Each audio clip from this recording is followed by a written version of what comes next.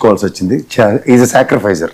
ఆయనకన్నా ముఖ్యంగా ఆయన ఫ్యామిలీలో మంత్రి స్థాయిగా ఎదిగిన ఒక పెద్ద ఫ్యామిలీ నుంచి వచ్చిన సాగర్ గారికి కొంత అనుభవం ఉంది మా అందరితో కంపేర్ చేస్తే సభా నియమం. అంటే నాకున్న అతి తక్కువ పరిజ్ఞానంతో మొదటి రోజు గవర్నర్ ప్రసంగం ఉంటుంది, రెండోది బడ్జెట్ సమావేశాల్లో బడ్జెట్ చదివే ముందు బడ్జెట్ ప్రతులు పంచడం, బడ్జెట్ ఆర్థిక మంత్రి ప్రవేశపెట్టడం తప్ప అక్కడ ఈ 2 రోజులు పెద్ద సెషన్స్ ఉండవు.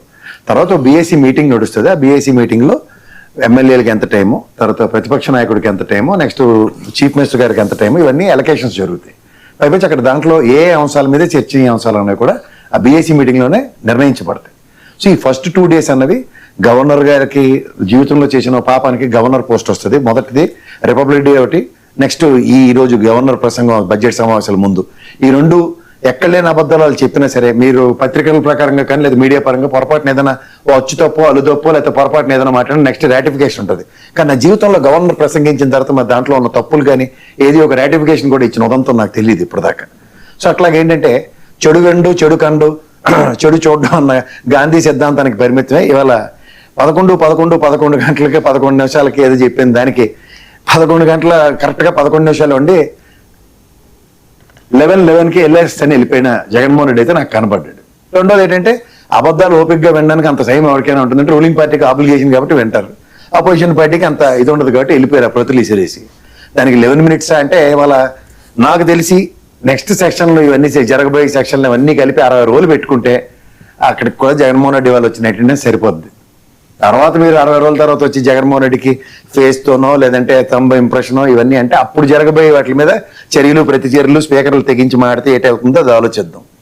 తర్వాత ఇవాళ సభలో జగన్మోహన్ రెడ్డి ప్రెజెన్స్ అంటే ప్రశ్నలకి అడగడానికి సంధించడానికి ఏముండదు. ఇవాళ అడగవలసిన ప్రశ్న నాకు ప్రతిపక్ష హోదా సభాముఖంగా అడిగాడు, ఎవరో ఇస్తారో అది వాళ్ళ డిస్క్రిప్షన్. నాకు వెంకటేశ్వర గారు కూడా ఆ విషయం చాలా బాగా చెప్పాడు, అది కోర్టు పర్వ్యూలో ఉంది. అంటే స్పీకర్ స్థాయి దాటిపోయి ఎందుకంటే స్పీకర్ స్థాయిలో అండ్ డిప్యూటీ స్పీకర్ స్థాయిలో అసెంబ్లీ స్థాయిలో ఆ నిర్ణయం తీసుకోని కారణంగా అది కోర్టు పర్వ్యూకి వెళ్ళింది. సో ఇక్కడ సబ్సిక్వెంట్ డెవలప్మెంట్స్లో ఇవాళ ఈ పరిణామాలు రేపు కోర్టు ఏ విధమైన డైరెక్షన్ ఇస్తుందో అది ప్రజాబాహుళ్యంలో తేల్చుకుని మాట్లాడొచ్చు. నాకు తెలిసి కాన్స్టిట్యూషన్లో పెద్దలు వెంకటేశ్వర గారు అడ్వకేట్ కూడాను కాన్స్టిట్యూషన్లో ఎక్కడ స్పెసిఫిక్ నెంబర్ ఇంత అపోజిషన్కి ఎంతే రావాలన్నది ఎక్కడే లేదు. ఏదో ఓ పడికట్టు పదంలో నేను ఆ 4 లాక్కుంటే అన్నది ఒక మనకి అదేం కాన్స్టిట్యూషన్ అమెండ్మెంట్ కాదు కదా, అది దాన్ని శాసనం కింద కూడా నేనైతే పరిగణించను. అంటే నాకున్న అతి తక్కువ పరిజ్ఞానంలో కాన్స్టిట్యూషన్ ప్రకారంగా ఆడ్ మెన్ అంటే ఎవరైతే రూలింగ్ గవర్నమెంట్లో ఎగ్జిస్టింగ్ కాకుండా ఒకళ్ళున్నా ఇద్దరున్నా వాళ్ళకి అపోజిషన్ హోదా ఇవ్వాలి అన్నది నాకు తెలిసింది. కానీ ఇక్కడ అపోజిషన్ లీడర్కి అపోజిషన్ హోదా అంటే అది క్యాబినెట్ స్థాయికి సమానం. ఆ సాగర్ గారికి వెంకటేశ్వర గారికి కూడా బాగా తెలుసు. నాకు తెలిసిన ఇంకొక అతి తక్కువ పరిజ్ఞానంలో మహానుభావుడు రామారావు గారు గెలిచిన ఒక ఉదంతంలో ఆ రోజు పి జనార్దన్ రెడ్డి గారికి అపోజిషన్ లీడర్ స్టేటస్ కాకుండా పార్టీకి అపోజిషన్ ఇచ్చారు. ఆయన ఒక ఫ్లోర్ లీడర్గా ఆయన ప్రతి విషయంలోనూ అపోజిషన్ ఎందుకు అడుగుతారంటే వెంకటేశ్వర గారికి సాగర్ గారికి నాకు చెప్పే అంత స్థాయి కాదు, కానీ ఒక ముఖ్యమంత్రి గారు కానీ సంబంధిత శాఖ మంత్రి గారు కానీ ప్రసంగించిన తర్వాత దాని మీద ఈక్వలెంట్ టైం ఒక ప్రివిలేజ్డ్ టైం ఒక అపోజిషన్ లీడర్కి ఉంటుంది అది మాట్లాడడానికి.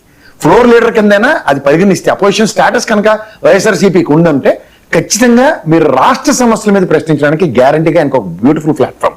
కానప్పుడు ఆయనతో పాటు గెలిచిన సహచరులు ఎవరైతే 11 మంది ఉన్నారో ఆ నియోజకవర్గ సమస్యలు ఇప్పుడు బీఏసీ మీటింగ్ లో పులివెందుల సమస్య లేదంటే ఎర్రగొండపాలెం సమస్యలు ఇలాంటి వాటిలో చర్చనీయాంశాలు ఉన్నప్పుడు ఆ సమస్యల మీద చర్చ జరుగుతున్నప్పుడు ఎప్పుడైతే ఆ నియోజకవర్గ సమస్యల మీద సంబంధిత ఎమ్మెల్యే లేనప్పుడు మీరు అడిగిన దానికి ఖచ్చితంగా వైఎస్ఆర్సీపీ వాళ్ళు సమాధానం చెప్పాల్సి ఉంటుంది. Otherwise it won't makes any sense. ఇప్పుడు మీరు అన్నట్టు నెక్స్ట్ అంబటి రాంబాబు గారి విషయం కొద్దాం. అంటే మళ్ళీ గాజు వెంకటేశ్వర గారే ఆ కేసు వేసిన వ్యక్తి 1998 లాటరీ యాక్ట్ సార్. అంటే నాకు తెలిసి మళ్ళీ